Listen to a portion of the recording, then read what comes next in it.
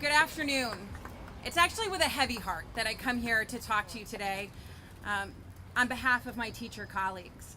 My name is Kate Diaz. I am a very proud math teacher from Manchester.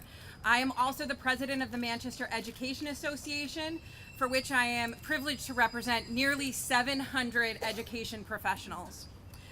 So the Supreme Court's decision today to erode the body of the union is at best case disappointing, and at its worst, the efforts of the privileged to really suppress workers.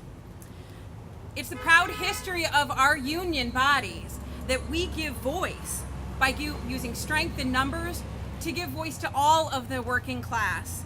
And that's really our origin story, and it's something, quite frankly, I'm very proud to be a part of.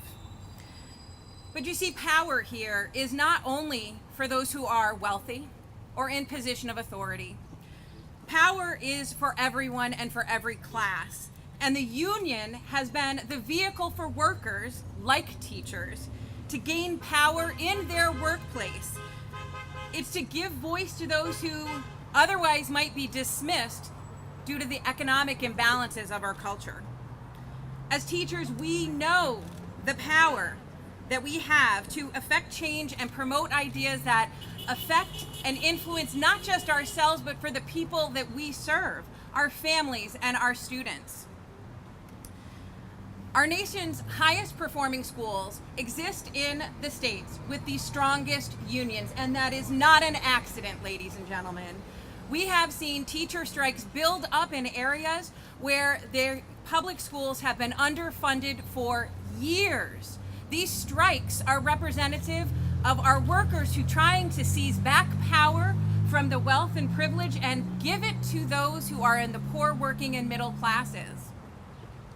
These strikes have been about uniting workers and protecting those who otherwise have their voices minimized.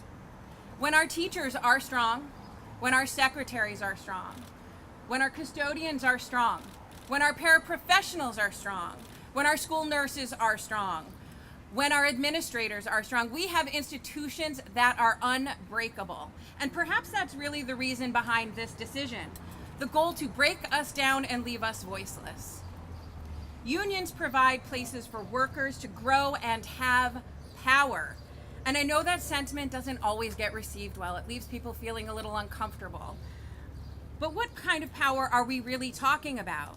We are talking about the power to negotiate a living wage.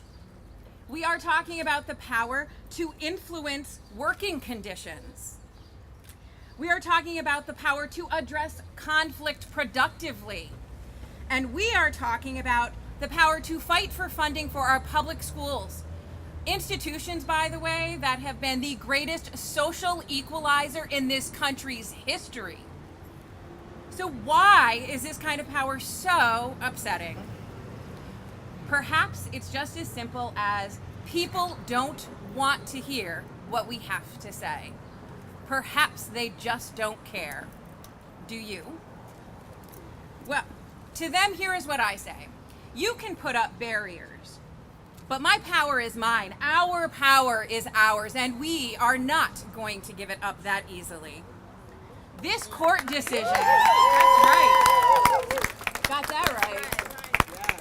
And this court decision, for me, isn't a silencing act. In fact, it's far greater a rally cry for my fellow colleagues as teachers and my fellow union members. Because you see, here's what's going to happen.